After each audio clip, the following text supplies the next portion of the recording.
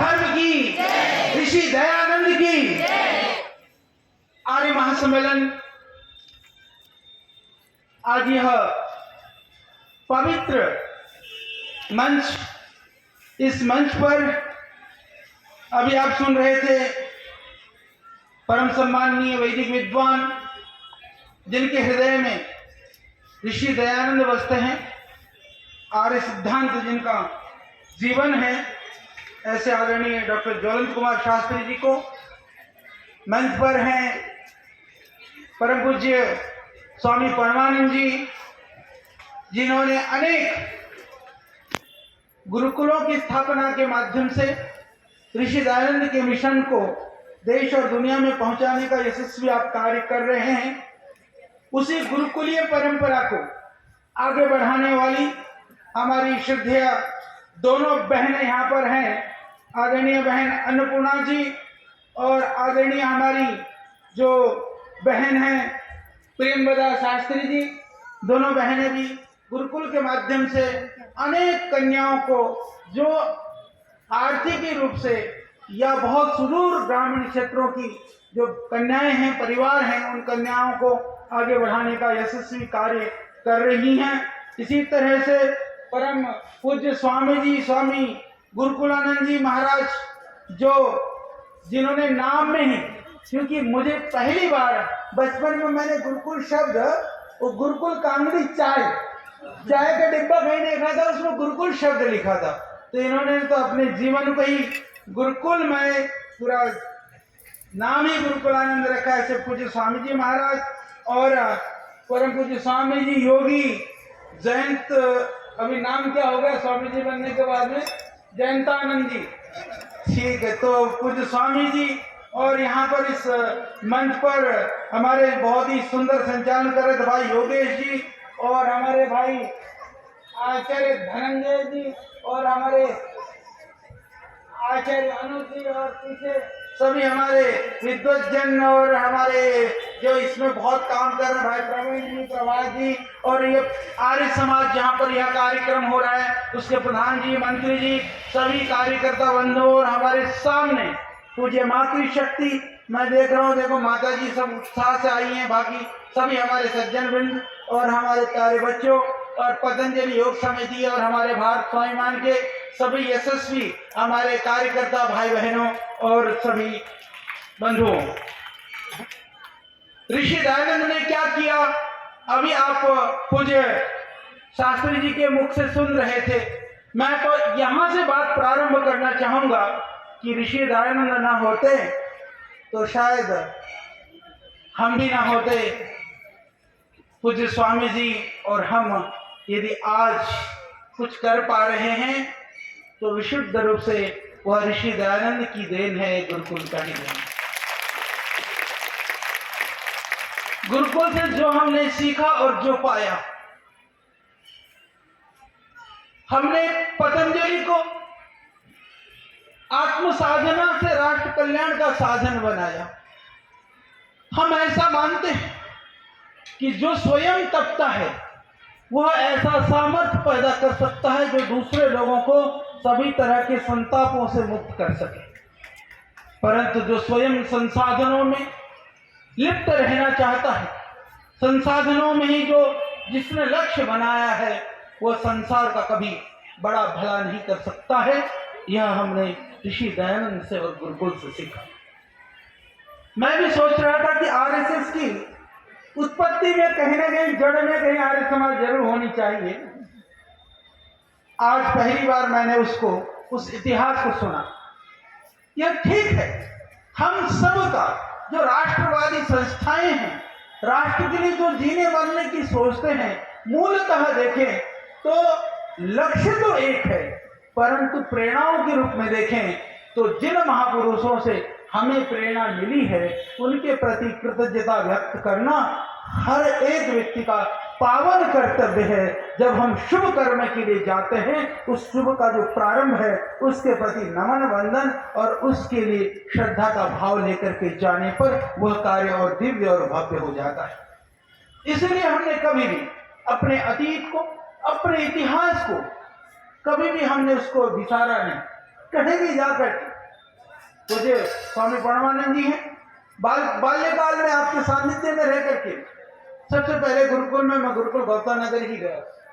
तब से ही ज्वलंत कुमार शास्त्री जी को मैं उसी जमाने से हम जानते हैं।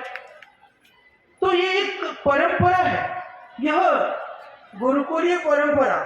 आज हमें एक बार पूज्य स्वामी जी से हमारी बात हो रही थी, हम बैठे थे, अभी संस्कारों की आपने बात की। ये बात सही है कि 16 संस्कार, यदि ऋषि दयानंद ने संस्कारों को 16 में निबद्ध नहीं किया होता, न जाने कितने संस्कार आज बन जाते, वो गिनती भी सही ना होती।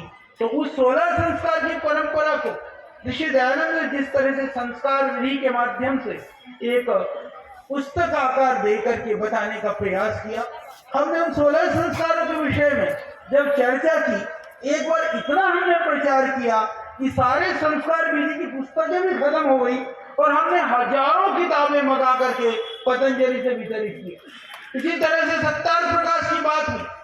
आज मैं आपको एक बात बताना चाहता हूँ, ऋषि दयानंद ने यदि समय के अनुसार विविध तरह के, कई लोग कहते हैं कि आर्य समाजी वह तो खंडन करते हैं, वह तो हमारी बहुत सारी परंपराओं का निषेध करते हैं। मैं एक निवेदन करना चाहता हूँ कि यदि ऋषि दयानंद ना होते तो आज भी वो हरी चटनी पीली चटनी और खिला करके न जाने आपकी सारी मनोकामना पूर्ण वाले जो लोगों की जो फौज है ना, इतनी बढ़ चुकी होती कि हमें धर्म का कोई रूप स्वरूप ना मिलता। आज भी जितने भी कथा प्रवचन करने वाले हैं, मैं बहुत सारे पूज्य संत महात्माओं को जानता हूँ, वो हमारे पास जब आते हैं, पूज्य संत कहते हैं हमारी पारिवारिक पृष्ठभूमि तो आर्य समाज से जुड़ी हुई रही, हमने तो ऋषि दयानंद को पढ़ा है, हमने तो सत्तार प्रकाश को पढ़ा है। यदि आपको आज आकर के उपदेश और प्रवचन भी देते हैं तो उनमें कहीं ना कहीं यदि मर्यादा की और सीमा की, धर्म की लकीर को बांध करके आगे बढ़ाने का कार्य कोई पीछे से कर रहा है तो वह सत्तार प्रकाश और ऋषि दयानंद का सिद्धांत ही आज भी कर रहा है। तो गुरुकुलीय परंपरा में आज स्वामी गोविंद देव गिरि जी महाराज हमसे बहुत जुड़े हैं, बहुत अच्छे संत हैं, 40 से ज्यादा वेद विद्यालय चलाते हैं। वेदों की एक परंपरा उन्होंने खड़ी करी, पर हृदय से उस बात को स्वीकार करते हैं कि वेदों की परंपरा को इस आधुनिक युग में किसी ने प्रारंभ किया तो वो ऋषि दयानंद ही थे जिसने शुरू। तो हम गौरवशाली हैं, सौभाग्यशाली हैं, जितने भी बंधु भगिनी यहाँ पर बैठे हैं, ऋषि दयानंद को जानने का, समझने का, उनको पढ़ने का हमें मौका मिल रहा है। तो इस मौके का आप भरपूर लाभ उठाएं, क्योंकि यदि हम स्वयं हमने उन सिद्धांत को नहीं जाना, उन चीजों को नहीं समझा, तो लोगों को क्या समझाएंगे। हम आज ऋषिकेश और हरिद्वार की यदि मैं बात करूं, लाखों युवक और युवतियां अपनी भरी जवानी को आध्यात्म के लिए, संस्कृति और धर्म के लिए वो छोड़ करके घर, जंगल और अनेक स्थानों का भ्रमण कर रहे हैं। दुर्गम, जटिल, विषम परिस्थितियों में उन्होंने अपने जीवन को डाला है, पर उनके पास वह सौभाग्य नहीं है कि जो ऋषि दयानंद को और उनकी परंपरा को समझते तो उनको धर्म का सही स्वरूप और सही सिद्धांत का बोध होता। यह आपको बोध है, यदि हमें धर्म का बोध है तो यह हमारा पावन कर्तव्य है कि हम उसमें आचरण करें, उसमें आगे बढ़ें और लोगों को प्रेरित भी करें। आज जितने भी प्रतिकूलताएं हैं, परिस्थितियां हैं, श्रद्धेय स्वामी जी और हम, मैं इतना ही कहना चाहता हूं कि आज जितना भी हमारे कर्मों में शुभ है, जितने भी कर्मों में दृढ़ता है, जितनी भी विपदाएं और विपत्तियों के सहने की क्षमता है, वह गुरुकुल की शिक्षा और महर्षि दयानंद की देन है। अभी आज आ रहा था, कल ही एक पंगा हो गया। पंगा ये होगा बड़े षड्यंत्रपूर्ण ढंग से।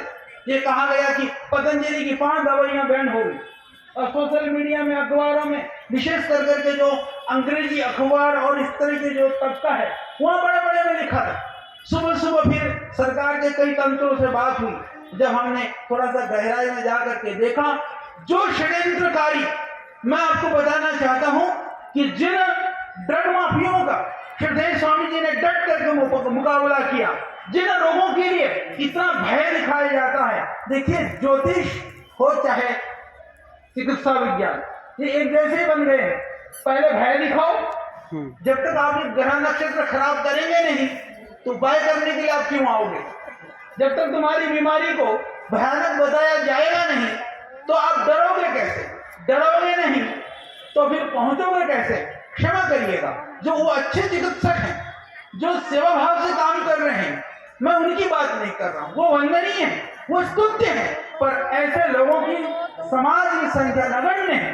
पर लोगों को भ्रमित करने वाले भय का व्यापार के माध्यम से उन विदेशी कंपनियां और ड्रग माफियाओं का पालन पोषण करने वालों की तबका इतनी ज्यादा है कि पब्लिक को पता ही नहीं चलता है। कोरोना की महामारी में न जाने कितनों ने कितनों अपनों को खोया। किस पीड़ा से मैंने देखा है, हम सब ने देखा है कि हम चिकित्सक होने के नाते मैंने तो पूरे देश के लोगों को कई तरह से निकटता से महसूस किया। इस पीड़ा की घड़ी में लोग कहते कोरोना की दवाई नहीं, पर बिल बनता था 10-10, 20-20 लाख रुपए का और घर में डेड बॉडी पहुंचा दिया जाता था। जब चिकित्सा ही नहीं थी तो चिकित्सा किस चीज के कर रहे थे? तो ये बड़े प्रश्न हैं, बहुत दिल को दुखने वाले प्रश्न हैं, पर बहुत सारे प्रश्न उनका समाधान के रूप में यदि कोई बुलंद आवाज, आप सबकी आवाज को कोई बुलंद करने वाला व्यक्ति है तो हमारे मध्य में श्रद्धेय स्वामी जी रामदेव जी महाराज हमारे मध्य में प्रातः काल से उठ करके प्रतिदिन वो एक व्यक्ति रात्रि पर्यंत एक निरंतरता के साथ में, फिर मैं जोड़ना चाहूंगा उस निरंतरता की शक्ति भी तो हमें गुरुकुल ने ही तो दी है। तो हम उस मिशन में, उस अभियान में, यदि आप सच्चे दयानंद के सिपाही बनना चाहते हैं, वैदिक धर्म के आप यदि अनुगामी बनना चाहते हैं, तो उन मूलभूत सिद्धांतों को अपने जीवन में धारण करें। हमारे जो सिद्धांत हैं, हमारी जो मान्यताएं हैं, आज चारों ओर से उनके ऊपर आक्रमण हो रहा है। अभी कुछ लोग, अभी एक नवबौद्ध एक पूरा एक श्रृंखला बढ़ रहा है कि बोला इनको ये जो जिसको हम वो कहते हैं ना ब्राह्मण वैश्य क्षेत्रीय को बोले अलग करो और बाकी जितने भी हैं जो छोटी जाति हैं एक हो जाओ, क्योंकि बोले मूल तो तुम हो, बाकी तो बाहर से आए, इनको अलग करो। और मजेदार बात यह है, फिर कहते हैं कि आर्य बाहर से आए थे। मैं कहूंगा आदरणीय शास्त्री जी से ज्यादा रिसर्च करना, और आपके लिए एक बात दे करके जा रहा हूं। और वहां पर जो बुद्ध धर्म के मूल ग्रंथों में वो अपने आप को बौद्धिस्ट मानते हैं, कहते हैं आर्य बाहर से आए थे। बुद्ध के जो मूल ग्रंथों में आर्य शब्द से ही संबोधन है, उसके लिए वो क्या कहेंगे? जितने भी बुद्ध के मूल ग्रंथ हैं सब जगह पर संबोधन के लिए भंत या आर्य शब्द का ही प्रयोग हुआ है। तो इसीलिए ऐसे बरगलाने वाले लोग, ऐसे तत्व जो चीजों को अपने ढंग से तोड़ मरोड़ करके यदि समाज के अंदर पहुंचा रहे, और उत्तराखंड की भूमि तो ऐसी भूमि है, यही कोट द्वार से शुरू होकर के, मैं देखिए हम जाति पाति पे न तो हमारी वैदिक सिद्धांत के अनुसार न कोई उसकी महत्ता है न मान्यता है। कर्म की जाति, कर्म जो करा वो उसी जाति में है। तो फिर भी यहाँ से पूरे पहाड़ पर ऊपर तक जाइए, जितने भी आर्य या आर्य लिखते हैं ये ऋषि दयानंद की देन है। बेशक वो भी आर्य समाज से नहीं जुड़े, मैं कहूंगा सब वैदिक धर्म को पढ़े, जिससे कि जिस गौरव को देने वाला, जिस आर्य शब्द को पुनर्परिभाषित करने वाले ऋषि दयानंद का जो ऋण है उसको आप समझ सकें और उस ऋण से उऋण होने के लिए अपने आप को इस परंपरा से जोड़ सकें। तो ये हम सबका पावन कर्तव्य है। मैं प्रातः काल सोच रहा था ऋषि दयानंद न होते तो आज समाज की स्थिति क्या होती, क्योंकि कभी कभी जो सामने दिखता है वो हमको महसूस होता है, पर जिसकी वजह से आज ये सामने का स्वरूप बना है, जो पर्दे के पीछे है, उसकी ऊर्जा की जो शक्ति का बोध हमें कभी कभी नहीं हो पाता है। आज समाज के अंदर चाहे वह शुद्धि आंदोलन किसने प्रारंभ किया था, ऋषि दयानंद के उस यशस्वी शिष्य स्वामी श्रद्धानंद ने तो ही शुरू किया था। शुद्धि आंदोलन का प्रारंभकर्ता जो है उस समय पर हिंदू महासभा के अध्यक्ष या सेक्रेटरी के रूप में जो काम श्रद्धानंद ने शुरू किया, आज हम कहीं पर भी ठीक है घर वापसी होनी चाहिए, शुद्धि आंदोलन होना चाहिए, पर यदि उसके मूल में आप जाएंगे तो ऋषि दयानंद का शिष्य का ही नाम आप पाएंगे। इसी तरह से यदि आप जाते बाल विवाह जैसे कुरीति से को छोड़ करके, और जहाँ पर नारी शिक्षा की बात हो या जातियों को तोड़ने की बात हो, इन सारे मूल में यदि आप जाएंगे तो आप देखेंगे कि इस समाज को सुधारने का काम, जैसे आपने कहा कि चाहे स्वभाषा की बात है, चाहे स्वदेश की बात है, चाहे वह समाज के अंदर समरसता की बात है, समानता की बात है, जिस प्रखरता के साथ स्वामी दयानंद ने प्रारंभ किया था उससे पहले किसी ने इस समय पर नहीं किया। बाद में जिन्होंने भी उस कार्य को आगे बढ़ाया वो कहीं ना कहीं ऋषि दयानंद से तो प्रभावित थे, प्रेरित थे, या फिर उनसे जुड़े हुए लोगों से प्रेरित थे। इन्हीं मूल्य में स्वामी दयानंद आपको दिखाई देंगे। तो हम लोग सौभाग्यशाली हैं कि सीधे सीधे 2, 3, 4, 5 के थ्रू नहीं, हम वाया नहीं, हम डायरेक्ट हैं। इसलिए डायरेक्ट वालों का ज्यादा कर्तव्य बनता है, ज्यादा जिम्मेदारी बनती है, ज्यादा काम हम सबको करना चाहिए। और जो पंच महायज्ञों की विधान है, जैसे अभी आचार्य जी कह रहे थे कि ठीक है हम इधर उधर की चीजों को, मूर्ति पूजा आदि को नहीं वो करते, पर मैं कहना चाहूंगा सब, क्योंकि आर्य समाज को मानने वाले भाई बंधु ज्यादा हैं, ठीक है मूर्ति पूजा छोड़ दी, घर में हवन यज्ञ करते नहीं तो बचे क्या, फिर तो नास्तिक रह जाओगे। तो कम से कम दैनिक यज्ञ शुरू करें, दैनिक यज्ञ नहीं कर सकते तो साप्ताहिक यज्ञ करें, ये बहुत जरूरी है। जब नित्य कर्म के अंदर ऋषियों ने पंच महा जो यज्ञ है, जो उनका जो विधान किया है, तो उनका कम से कम जीवन में पालन करें। तो देव यज्ञ की जब बात होती है, ब्रह्म यज्ञ की बात होती है, तो शास्त्री जी मैं इसकी और सोच रहा था, कभी मैं इसको बताऊंगा, लंबा हो जाएगा। तो हम देव यज्ञ करते हैं तो वहाँ हवन नहीं करते हैं, सिर्फ ब्रह्म यज्ञ में हवन नहीं करते हैं, देव यज्ञ में हम ये हवन करते हैं। बाकी फिर मुझे समझ में नहीं आया कि बलिवैश्य देव यज्ञ में भी हम हवन में आरती क्यों डालते हैं, बाकी में पितृ यज्ञ में भी नहीं डालते, अतिथि में भी नहीं डालते। तो बात यह है कि यज्ञ के लिए देव यज्ञ के अंदर सारी यज्ञ अग्नि आहुति वाली विधाएं पूरी हो जाती हैं, बाकी 4 तो जीवन में कर्म करके पूरा करना होता है। तो इसको हमको अपनाना है, ये हमारा नित्य कर्म है। 16 संस्कारों की बात हुई, 16 संस्कारों की जो पावनी संस्कृति है, और हमारे पर्व और त्योहारों की भी मैं आपको निवेदन करना चाहूंगा। जितने भी पर्व और त्योहार हैं हमारे, चाहे वो दीपावली से लेकर के, होली से लेकर के, दशहरे से लेकर के, जितने भी दूसरे पर्व हैं, उनके अंदर आप गहराई में जाएंगे तो वैदिक मान्यता के अनुसार देखेंगे तो हमारे जीवन की उदात्तता से, जीवन को आगे ऊंचा उठाने से लेकर के जुड़ी हुई चीजें हैं। तो उन पर्व और त्योहारों की पावन परंपरा, इतना ही नहीं मैं और निवेदन कर देना चाहता हूं, जो हम ब्रह्म यज्ञ करते हैं, संध्या की जो परंपरा है ना, सुबह उठ करके जब आप वैदिक मंत्रों का उच्चारण करते हैं, तो मैं 2 चीजें और जोड़ देना चाहता हूँ, क्योंकि समय बहुत हो गया है, गर्मी भी ठीक ठाक ही है। तो मैं ये निवेदन कर देना चाहता हूँ कि हम अष्टांग योग की बात करते हैं। महर्षि पतंजलि का जो अष्टांग योग है, यम, नियम, आसन, प्राणायाम, प्रत्याहार, धारणा, ध्यान, समाधि, इसी तरह से हम दूसरी बात करते हैं कभी, हालांकि उसको लेकर के 2 मान्यताएं हैं कि ऋषि दयानंद ने चक्रों को लेकर के निषेध क्यों किया। मैं थोड़ा सा बता देना चाहता हूँ। ऋषि दयानंद ने जो चक्रों का निषेध, जो हम अष्ट चक्र आदि की जो बात करते हैं, इसीलिए उन्होंने किया क्योंकि चक्र को लोगों ने तंत्र के साथ जोड़ा था। चक्र को तंत्र के साथ जोड़ करके तो वो तांत्रिक योग का माध्यम बना लिया था, इसलिए ऋषि ने मना किया। परंतु चक्रों को यदि आप सात्विक और साधनामय दृष्टि से देखते हैं तो जो अष्टचक्र नवद्वारा है वह सही है। और यदि मैं संध्या की दृष्टि से कहूं तो आप इसको समझिए, अष्टांग योग, अष्टचक्र, संध्या की 8 विधाएं, ये तीनों जुड़ती हैं। जैसे कि मैं आपको थोड़ा सा समझा देता हूं, जब हम संध्या करने के लिए बैठते हैं तो सबसे पहले जब आचमन ओम शन्नो देवी के बाद में हम वाक प्राण करके जब हम कभी आचमन करते हैं, चाहे बिना आचमन के भी करें, हम अपने अंगों की शुद्धि के लिए प्रार्थना करते हैं।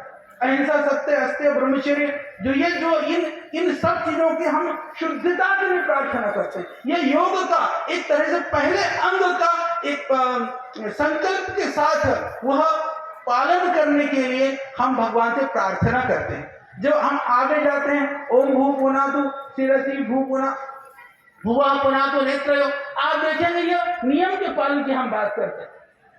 सोच संतोष बहनी की हमारे अंदर की जो गड़बड़ियां हैं उनको ठीक रखो, उनको ठीक रखोगे तो हमारी ये जो चीजें हैं, सोच, संतोष, तप, श्रद्धा, ईश्वर प्रणिधान, जो हमारे जीवन को सुखमय बनाने के साधन है, हम उसको प्राप्त कर सकेंगे। इस तरह से हम वहां पर करते हैं। आसन में तो हम बैठते ही हैं जब संध्या करते हैं, फिर प्राणायाम के तो मंत्र ही हैं। फिर जब अगवर्षण में जब हम जाते हैं तो आप जानते हैं यम, नियम, आसन, प्राणायाम, प्रत्याहार, अगवर्षण के माध्यम से हम पूरी सृष्टि विधा को ढूंढते हैं। यानी कि हम प्रत्याहार यानी सभी दुनिया के जो ज्ञान विज्ञान में अपने मन मस्तिष्क को घुमा करके फिर हम चिंतन करते हैं कि हम यही प्रार्थना करते हैं अगमर्षण से। फिर जब हम जाते हैं मनसा परिक्रमा में, हम इधर प्रत्याहार से फिर हम धारणा में पहुंच जाते हैं।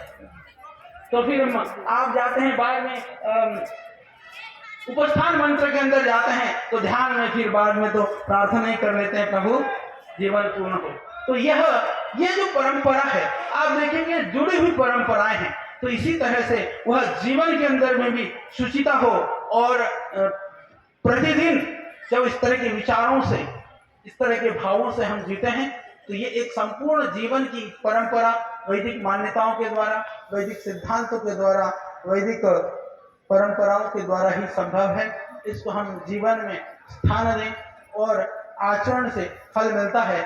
सुबह आते आते एक बात मेरे ध्यान में आई, कह देता हूँ। हम भी बहुत बार सुनते थे, आज तो नहीं 2-3 दिन से मैं सोच रहा था, सब विद्वान बैठे हैं तो लोग कहते हैं ना, बोले प्रभु की इच्छा के बिना तो पत्ता भी नहीं हिलता, ऐसा बहुत कहा जाता है। तो ये सब कुछ क्या प्रभु के विधान से हो रहा है? तो बोले सब कुछ तो भगवान की इच्छा से हो रहा है। बहुत विद्वान बैठे हैं, उसका उत्तर पूछूंगा तो पता नहीं आप क्या देंगे, पर मेरे को अपने आप एक उत्तर अपने मन में, जैसे कहते हैं ना, वो ज्ञान प्रकाश हो गया अपने आप। तो जब हम ये कहें कि जो कुछ हो रहा है जब ईश्वर की व्यवस्था के तहत ही हो रहा है, तो फिर हम कर क्या रहे हैं? फिर आप कहेंगे तो आप भी ईश्वर की व्यवस्था के अनुसार चल रहे हैं, तो फिर हमको क्या विशेष प्रयास जो करना चाहिए वो हम कुछ कर नहीं रहे हैं, या ईश्वर के अनुसार है कि नहीं है? जो कुछ भी हो रहा है ईश्वर के अनुसार हो रहा है। इसमें मैं एक बात कह देना चाहता हूँ कि हम कहते हैं ना कि कर्म करने में मनुष्य स्वतंत्र है, फल पाने में परतंत्र है। करोगे तुम अपनी मर्जी से, फल भोगने के लिए परमात्मा की इच्छा के बिना तो तुम्हारे फल को कोई फल का पत्ता भी नहीं हिला सकता। इसलिए कर्म करने में पुरुषार्थ करो, सब करो, ठीक है जी। तो इसलिए परिणाम में आप इधर उधर हिलाना चाहोगे, जो सुख दुख जीवन का जो आपने किया है उसका परिणाम है। इसलिए कुर्वन्नेवह कर्माणि जिजे विशेषतम समा, जो हम ये कहते हैं कि कर्म करते हुए हम जीने की अभिलाषा रखें कि अवश्य में वो भोक्तव्यम कृतम कर्म शुभाशुभम, ये सब कि कर्म करने से पहले भगवान ने, क्योंकि यह मानव जीवन जो है ना, यह कर्म योनि भी है, यह भोग योनि भी है, क्योंकि भोग और अपवर्ग के लिए यह जीवन है। इसीलिए कि जो भोग जो हम कर चुके हैं, कर्म करने से पहले हम स्वतंत्र हैं। जो हमने नहीं किया है वो परमात्मा की व्यवस्था के तहत हमको नहीं भोगना पड़ेगा, पर यदि हमने किया है अच्छा या बुरा, फिर तो पत्ता भी नहीं हिलेगा उसकी मर्जी के बिना। तो आप सबको हमारी बहुत शुभकामनाएं, और आप इस सिद्धांत को आगे बढ़ाते हुए इसी दयानंद के सपनों को पूरा करने में आगे बढ़ें। बहुत बहुत धन्यवाद।